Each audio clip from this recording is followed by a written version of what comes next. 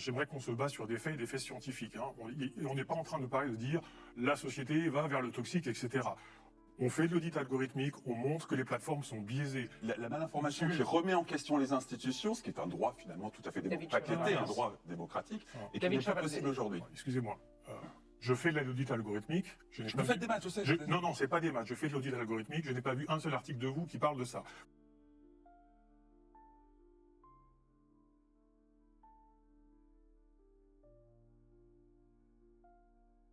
C'est un collectif qui est informel, qui s'est formé quelques jours après l'élection de Donald Trump, qui est transpartisan, apolitique. Je voulais juste préciser qu'en effet, dans ce collectif informel, il y a des gens de tous horizons et de tous corps de métier. Il y a des juristes, il y a des chercheurs, il y a des journalistes, il y a des développeurs, il y a des hébergeurs, et qui sont tous effectivement mus par l'idée que le débat public doit avoir lieu, la confrontation doit avoir lieu, et que Hello Kitty, ça va aider à migrer, puisque, mais ça David de Chavalarias va rentrer dans les détails, puisque nous considérons que X, Twitter, ne remplit absolument plus les conditions d'un débat serein, démocratique. Et dernière petite chose, c'est un mouvement citoyen, de la même manière qu'un certain nombre d'entre nous ont participé à Stop Bolloré ou à la coordination nationale contre la loi sécurité globale. Donc voilà, c'est transpartisan, il n'y a pas de parti derrière, c'est vraiment un élan citoyen qui est à l'origine des lois. Vraiment, le but, c'est de récupérer les réseaux sociaux qui sont compatibles avec des démocraties fonctionnelles. Et comme l'ont dit Arié et David Dufresne, on estime qu'en ce moment, ce n'est pas le cas avec X. Alors, comment a été élu Donald Trump? Évidemment, il ne s'agit pas de ramener tout ça à un seul facteur, mais il faut quand même reconnaître que X a joué un rôle fondamental dans l'élection de Donald Trump. X aux États-Unis, c'est 100 millions d'utilisateurs, et l'écart dans le vote populaire, même si la victoire d'un candidat est un peu plus compliquée que ça, l'écart dans le vote populaire, c'est 2,5 millions de votants. Alors, il a racheté Twitter en disant exactement ce qu'il est en train de faire. C'est quelqu'un qui est assez direct. Hein. Donc, sur ce tweet-là, qui a été tweeté par Musk et qui a reçu plus de 178 millions de vues, il explique qu'il veut gaver les utilisateurs de Twitter de son lait, le lait étant dans la symbolique suprémaciste blanc, un symbole de pureté. En plus, ce tweet est incroyablement misogyne. Si vous voulez comprendre la proximité idéologique de Elon Musk, il faut regarder ce qu'il tweet. Donc là, par exemple, vous avez un tweet où il raconte qu'il y a 3 nouveaux messages dans la boîte à pigeons de ce soldat-là, et il dit « Les temps ont bien changé ». Ça, c'était en 2022, juste après le rachat de Twitter, pour signaler que maintenant, c'est lui qui allait délivrer les messages à travers les pigeons voyageurs de Twitter. Mais évidemment, cette image n'est pas anodine, c'est un ancien officier nazi de la Wehrmacht. Pour terminer, il faut rappeler quand même aussi qu'il y a une proximité avec le Kremlin, donc Vladimir Poutine a au moins une admiration pour Elon Musk. Dans son grande interview qu'il a donnée sur Twitter, il l'a qualifié de very smart person, et Elon Musk a lui dit qu'il parlait régulièrement à Vladimir Poutine. Il faut savoir que Elon Musk est un asset cultivé de longue date. Là, vous avez une interaction avec quelqu'un qui est connu pour être propagandiste du Kremlin. Et en fait, quand on regarde l'interaction autour d'Elon Musk, il y a beaucoup d'interactions de ce genre-là. Donc vous imaginez que vous avez quelqu'un qui a 120 millions de followers et qui arrive à trouver parmi ces 120 millions de followers, là où les quelques personnes qui en fait sont missionnées par le Kremlin pour essayer d'influencer.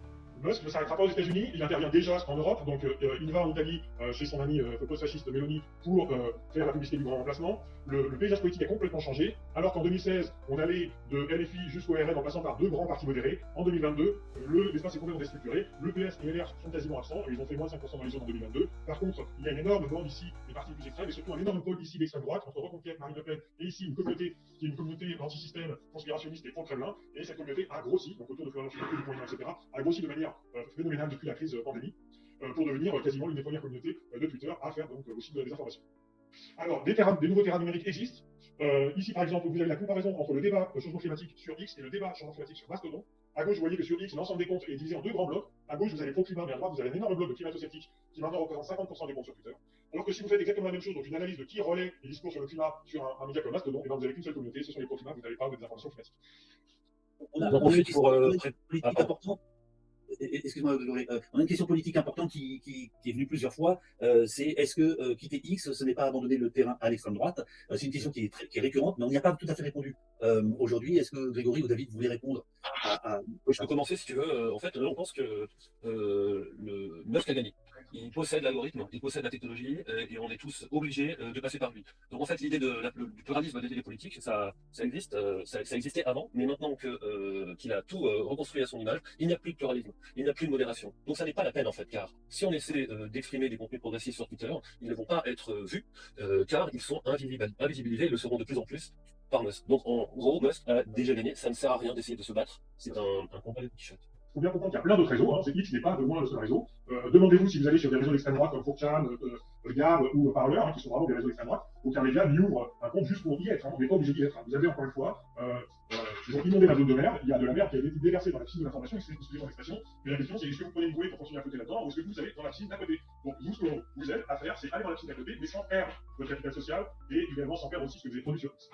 En fait, Twitter, c'était formidable au début, ça permettait, il y avait un pluralisme, ça permettait vraiment de construire un réseau important, mais avec les années, ça s'est peu à peu abaissé, et maintenant Elon Musk a tout cassé. Donc, je vous rappelle qu'on a le site HelloKitX en français.com, HelloQuitX en anglais.com, que ce site HelloQuitX sera traduit en espagnol, en allemand, en portugais, en chinois, en japonais, etc. assez rapidement.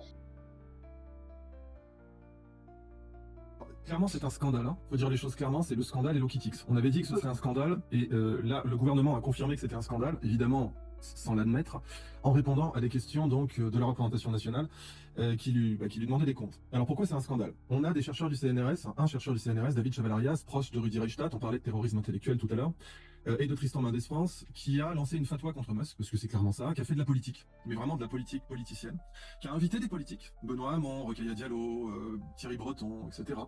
Et il a fait des politiques avec les moyens, de la politique avec les moyens de son labo. Donc c'est des gens qui ont fait de la politique, qu'on fait une fatwa contre X et contre Musk, qui traitent les gens de fachos, sur donc le repo GitHub, l'endroit où on met le code de ce HelloKitX, il y a marqué copyright CNRS, et dessus vous avez des messages du type bisous les fachos.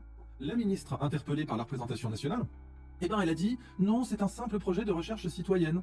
C'est uniquement de la recherche. Donc quand on a une ministre qui dit à un élu du peuple dans l'hémicycle, c'est un projet de recherche citoyen, elle ment. C'est un mensonge. On a affaire à un rassemblement politique, à une fatwa politique, qui en plus, cerise sur le gâteau, est lancée et le revendique le jour de l'investiture de Donald Trump. Ouais. Mais qu'est-ce que ça vient foutre là-dedans si c'est de la recherche? Puis un dernier petit extrait pour là on est totalement abandonné l'idée de justifier ce projet de recherche avec soit un cadre juridique, soit une volonté de recherche. Là, Chavalarias nous explique carrément pourquoi est-ce qu'il ne faut pas être sur Twitter, et donc ça fait monter les partis d'extrême droite.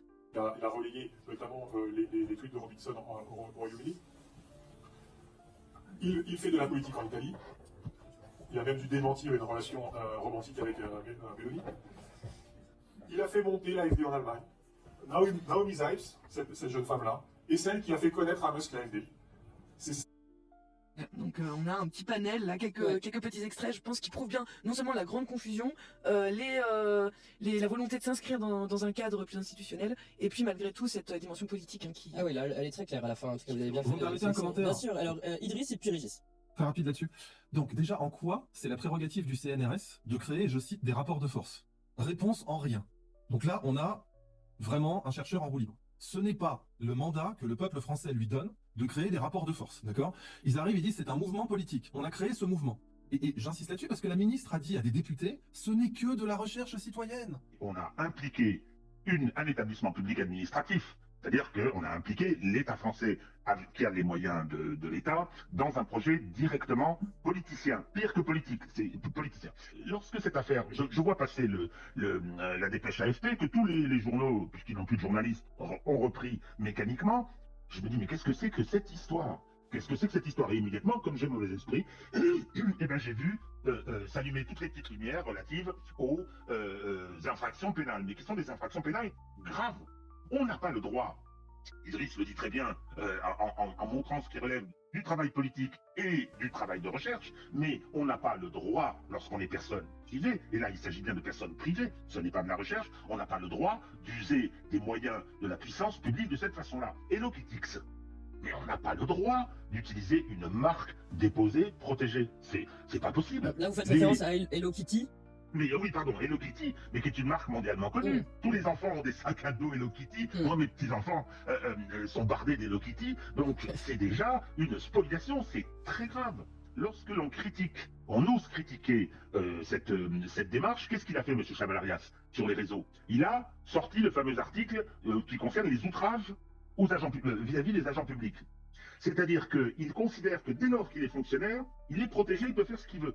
Moi, je critique l'utilisation des moyens publics. C'est un détournement.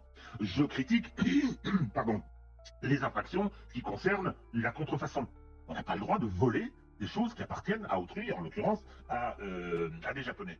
Je me suis dit, on n'a pas le droit non plus de venir prendre des choses qui ont été constituées par X Twitter des réseaux, des informations, etc., qui sont un capital pour Twitter. Bah évidemment. Twitter, il gagne de l'argent avec tout ça, bien évidemment. Donc, on vient voler tout ce travail. Ça utilise le logo du CNRS et le nom du CNRS pour dire aux gens, donne-moi, t'inquiète, je gère, donne-moi ton identifiant mot de passe, et ensuite tu archives la totalité, ils encouragent à prendre la totalité, d'accord, du contenu sur X, toute ta vie sur X, et ensuite nous on va la filer à Blue Sky. Alors là, il n'y a rien qui va. D'abord, il est où le partenariat entre le CNRS et Blue Sky? Il a été où l'appel d'offres? Blue Sky, c'est une société privée. Il y a un appel au boycott qui utilise le logo du CNRS, c'est interdit. Il n'y a rien, absolument rien qui va dans tout ça. Là, demain, si Musk voulait, il pourrait mettre le CNRS en faillite à cause de toutes ces conneries. Je sais pas s'ils se rendent bien compte, mais c'est pas fini. Régis de Castelnau a parlé de Hello Kitty. Mais il y a pire que ça. Il y a GitHub, qui est donc un service qui est racheté par Microsoft, qui est le service où est hébergé ce logiciel. Et GitHub, le logo a été entièrement pastiché, pour pas dire plagié, par Hello Kitty. Le logo de Hello Kitty, c'est le logo de GitHub. Sauf que le chaton de GitHub, il sourit, et puis le chaton de Hello Kitty, il sourit pas. Donc là aussi, GitHub pourrait dire qu'est-ce que c'est que ces conneries. Je ne me fais pas trop d'illusions en matière judiciaire, sauf justement si du lourd intervient. C'est-à-dire que si les sociétés japonaises et américaines viennent dire aux institutions françaises, ça suffit.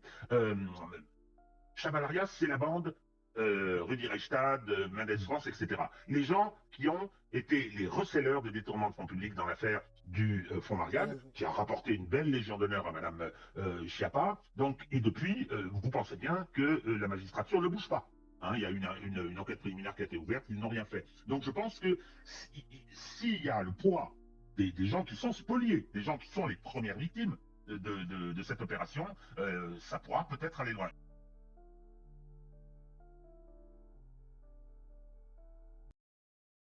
Merci d'avoir regardé cette vidéo. Les sources sont dans la description. N'hésitez pas à liker, commenter, partager. À bientôt.